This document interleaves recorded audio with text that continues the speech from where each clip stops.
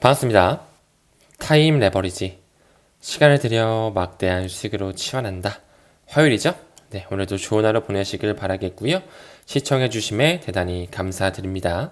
제가 5월 중순 정도 됐을 때 이제 슬슬 컨퍼런스를 신청받겠다라고 말씀을 드렸습니다. 그쵸? 5차 컨퍼런스 모든 준비가 좀 어느 정도 마무리가 됐고요. 이번에는 두 분의 연사를 좀 초청을 합니다. 여러분 잘 알고 계시는 카탈라이스 리서치뿐만 아니라 비덱스라는 하나의 기관 전용 커스터디 업체, 이 회사의 또 대표분이 오셔서 현재 암호화폐 생태계가 어떻게 국내에 도입이 되면서 제도권 수용 시기를 앞두고 있는지 천천히 또 말씀드릴 수 있는 시간이 준비되어 있습니다. 고정 댓글에 있는 링크와 제 번호를 남겨놨으니까 어려우신 분들은 연락 주시고요. 비용 확인하셔서 신청해 주시면 될 것 같습니다. 날짜는 6월 22일 토요일 오후 2시에서 4시 서울 대방역 인근에서 진행할 예정이고요. 이 두 연사에 대해서 조금 더 언급을 드리자면 카탈라이스 리서치는 여러분 너무나 잘 알고 계시죠? 리플의 공식 파트너사일 뿐만 아니라 해당 기사처럼 이제 XRP 레저의 이 EVM 사이드 체인을 구현하는 부분에 또 밸리데이터로 합류하면서 굉장히 또 리플사가 어떻게 계속적으로 업그레이드하고 미세 조정을 하고 있는지 직접적으로 알 수 있는 기관이자 이번에 6월 중순에 있는 네덜란드 암스테르담에서 열리죠? XRP 레저의 APEC에도 직접 참가를 하기 때문에 언론에서는 공개되지 않는 그런 리플의 스탠스 또한 들으실 수 있을 것 같아요.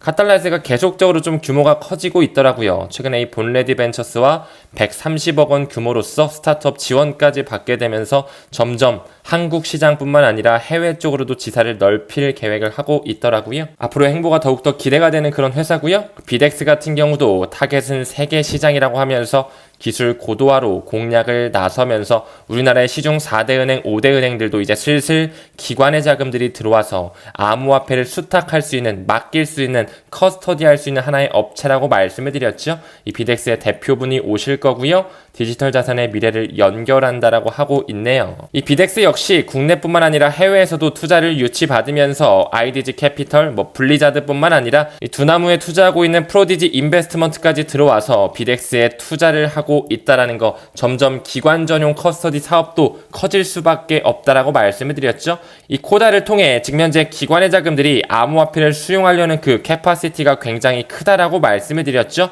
최근에 8조 원이 돌파됐다는 이런 기사 또한 뿌려졌고요. 이제 슬슬 코다는 국민은행과 손잡고 K닥은 신한은행과 손잡고 6월 22일 날 컨퍼런스에 참여하는 이 비덱스 같은 경우는 우리은행과 손을 잡고 있습니다. 점점 이런 시중 4대 은행, 5대 은행에서 CBDC에 대한 준비, 암호화폐를 커스터디, 맡길 수 있는 사업이 확장되고 있다는 것 또한 컨퍼런스에서 들으실 수 있겠죠. 이제 올해 7월이면 가상자산 이용자 보호법이 실제로 시행이 되면서 제도권 안으로 들어오는 시기가 머지 않았다라는 것을 말씀드릴 수 있습니다.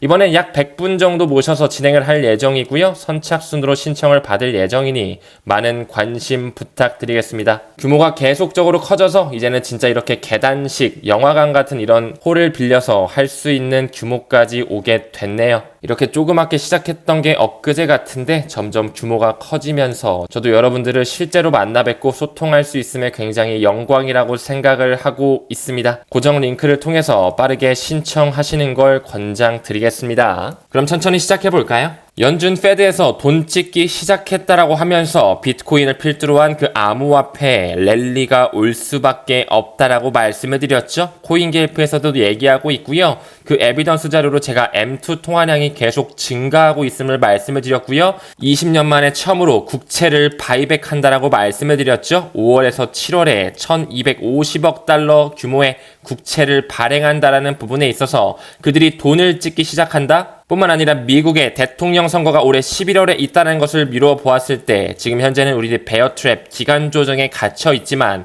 반드시 포모의 시기, 비트코인 반감기의 그 슈퍼 사이클을 우리는 맞이할 수밖에 없다라고 다시 한번 강조드립니다. 다음 그림을 봤을 때 미국의 하나의 특허이죠. 1991년 바로 그 데이비드 슈워츠가 냈던 하나의 특허. 그는 어떻게 1990년대 후반에 비트코인이 나오지도 않은 그 시점에 이 멀티레벨 디스트리뷰트 컴퓨터 시스템을 특허로 내면서 디지털 생태계를 예언했는지 참 대단한 인물이죠. 그는 왜 리플사의 CTO를 맡고 있을까요? 그는 굉장히 막대한 XRP를 가지고 있지만 아직까지도 확신에 차서 리플에 대한 비전을 갖고 끝까지 가져간다는 입장을 취한 이력 또한 있죠. 아직 리플이 빛을 발할 시기는 조금 더 시기가 남아 있습니다. 하지만 XRP, 그 리플의 CTO가 이야기한 것처럼 스테이블 코인 시대가 오더라도, CBDC의 시대가 오더라도 XRP는 밀리지 않을 정도의 그 국경 간 결제를 담당할 수 있는, 기관이 채택할 수밖에 없는 유동성을 해결하는 솔루션이라는 거 공부를 하신 분들이라면 스테이블 코인이 국경 간 결제 대체하는 거 아니에요?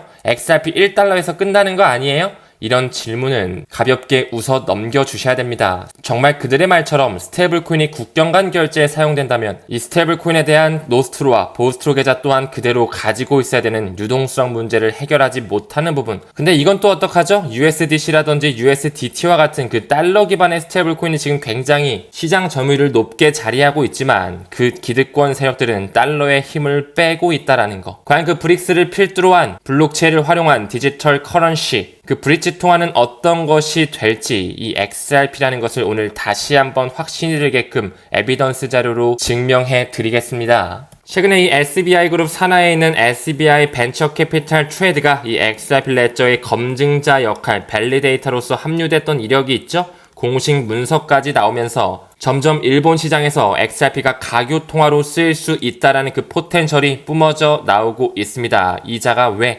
2025년을 이야기하면서 모든 일본 은행이 XRP를 쓴다고 이야기했는지, 여기 나오는 것처럼 반드시 브릿지 커런시로서 국경 간 결제, 그 수조 달러를 담당하는 통화, 그 암호화폐는 스테이블 코인이요? CBDC요? 아니요.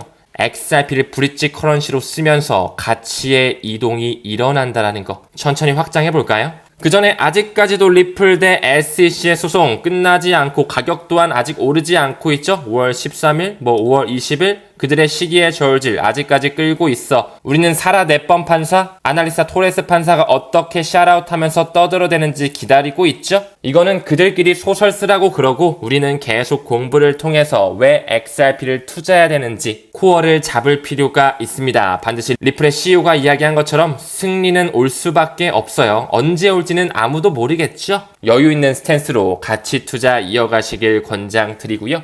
한 문서에서 스테이블 코인스 for 크로스보더 페이먼트라고 하면서 리플렛을 언급하고 있고요. XRP와 스텔라 루멘을 언급하고 있네요. 어디에서 나온 문서이고 정말로 어떻게 언급하고 있는지 해석하고 넘어갈 필요가 있겠죠? 이 부분은 캐나다 페이먼트의 공식 홈페이지에 이 국경 간 결제는 어떻게 진화하고 있나요? 라는 하나의 인사이트를 통해 나왔던 글이고요. 2019년 11월에 나왔던 글이네요. 여기서 리플을 어떻게 인용하고 있는지 한번 볼까요? 이 국경 간 결제를 위한 스테이블 코인 그대로 가지고 왔고요. 리플과 스텔라는 모두 통신은행에 비해 더 빠르고 효율적인 국경 간 결제를 가능하게 한다. 근데 리플은 이 국제은행 간의 국경 간 결제 개선에 중점을 둔 반면 이 스텔라는 최종 사용자, 그 은행 서비스를 이용하지 못하는 인구에게 저렴한 국경 간 결제 비용 금융 서비스를 제공하는 데 중점을 두고 있다라고 하면서 두 네트워크에 대한 방향성과 미래지향성이 다른 부분을 시사하고 있죠. 이 다국적 기업 리플은 이 리플렛을 통해서 XRP를 전송하여 국경 간 지불을 용이할 수 있도록 주문형 유동성 ODL을 제공하고 있다. 이 리플 같은 경우는 프라이빗 블록체인인 거 잘 아시죠? 허용된 노드만 들어올 수 있는 그런 시스템, 합의 원장, 그런 프로토콜을 체결하고 있기 때문에 금융기관들, 각국의 중앙은행들이 허용된 노드로 참여되고 있다라는 거, 가치에 이동하는 부분에 본질적으로 XRP를 사용하여 거래는 리플의 이 게이트웨이를 통해 이루어진다라는 거, 각 거래소는 하나의 트랜잭션, 이 프로세스에서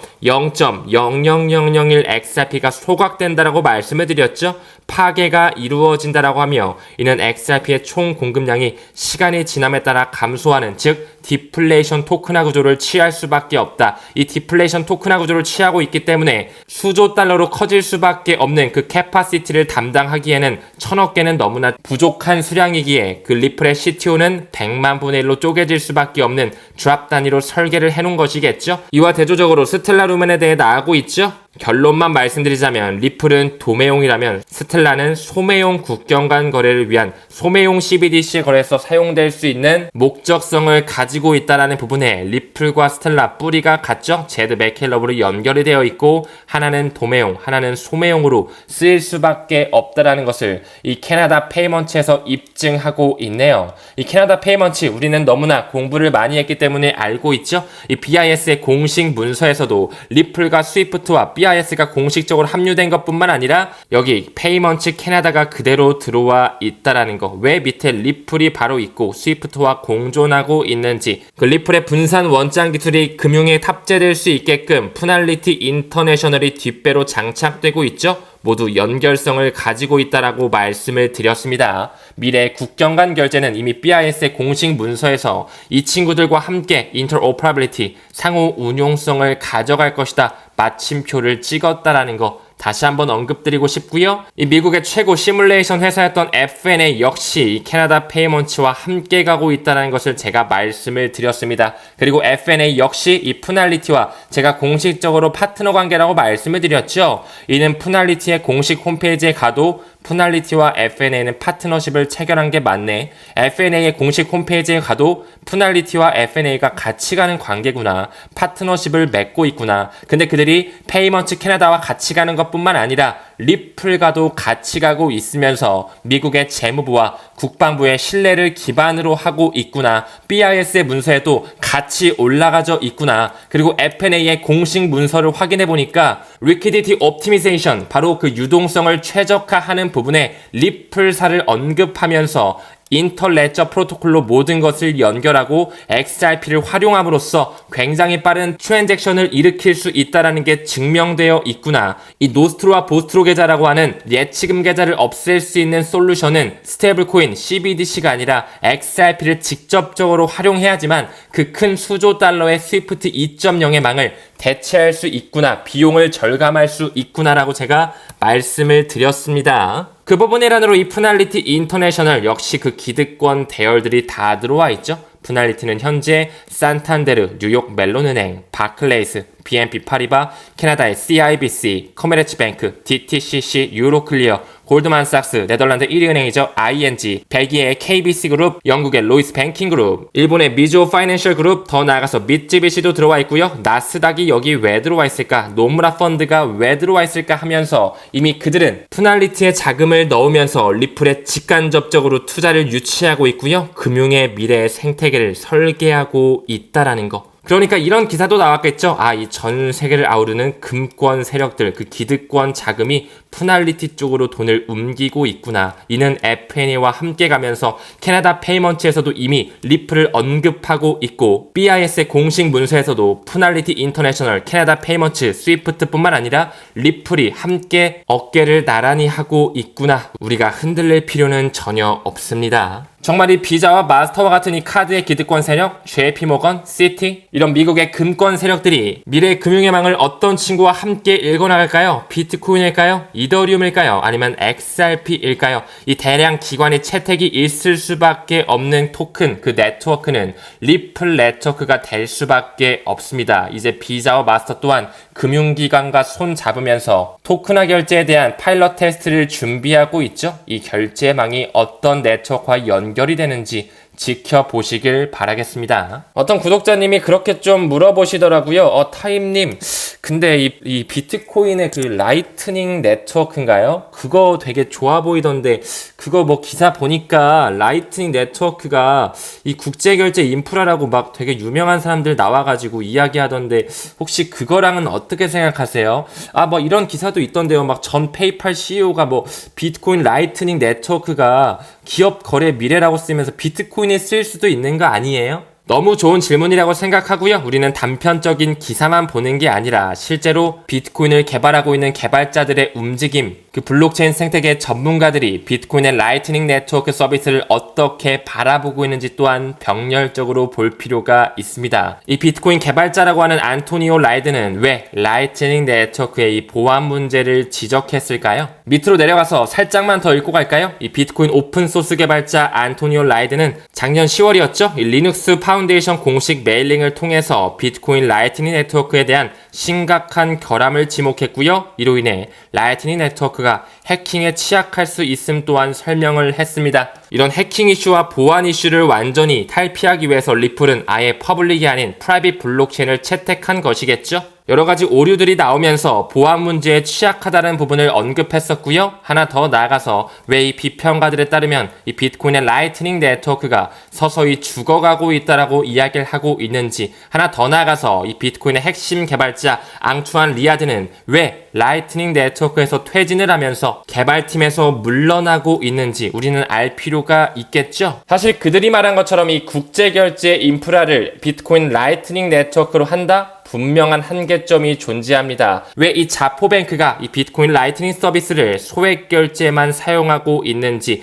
이 비트코인 라이트닝 네트워크는요, 소액 결제 정도 할 수 있는 P2P 전자화폐 시스템 정도는 된다. 하지만 거액을 담당하기에는 해킹 이슈, 보안 이슈, 그리고 트랜잭션이 꼬일 수밖에 없는, 시간이 너무 오래 걸리고 수수료가 비쌀 수밖에 없는 한계점을 가지고 있습니다. 이 구글링만 하더라도 비트코인 라이트닝 네트워크의 문제점에 대해 이야기하고 있죠. 자금 부족, 유동성 부족으로 인해 채널에서의 결제가 실패할 수 있다라는 그 위크니스가 있다라는 것이겠죠. 특히 이 규모가 큰 트랜잭션에서는 더더욱 취약점을 가지고 있습니다. 그렇기 때문에 국경 간 결제에서 비트코인의 라이트닝 네트워크 서비스를 하기에는 한계점이 명확하다는 것을 다시 한번 말씀드리고 싶네요. 이 라이트닝 네트워크는요, 소액 결제 정도 할 수 있는 P2P 결제 시스템이라는 거, too slow, too expensive, 플러스로 해킹의 위험, 보안의 위험까지 가지고 있기에 국경 간 결제를 담당하기에는 보안점이 현저히 많다라는 것이겠죠. 반드시 트럼프가 되든 바이든이 되든 암호화폐에 대한 시대는 올 것입니다. 이제 슬슬 트럼프가 대통령에 당선됐을 때 친암호화폐에 대한 행정명령 서명까지 예정하고 있죠.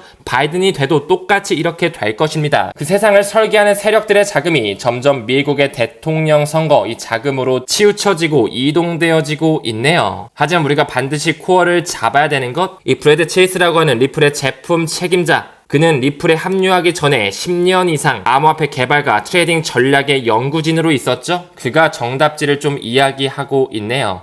리플이 국경 간 결제의 미래, 가상화폐로 지목할 수밖에 없다라는 거. 한 번 더 나가서 왜 리플이 글로벌 결제 시장, 이 블록체인 기반 국경 간 결제 시스템이 도입할 수밖에 없다라는 것이 불가피하다라고 이야기하는지, 왜 그 트랜잭션이 3초에서 5초 만에 이루어지면서 수수료가 0.00001 XRP밖에 들지 않는다는 것을 고려한다면 그 대량 기간의 채택으로서 XRP 외에 선택지가 없을 것입니다. 이미 그들은 그렇게 설계를 해놨으니까요. 오늘은 여기서 좀 마무리하고요. 타임 레버리지 5차 컨퍼런스 많은 관심 부탁드리도록 하겠습니다. 우리는 모든 면에서 점점 더 좋아지고 있습니다. 감사합니다. 성투합시다.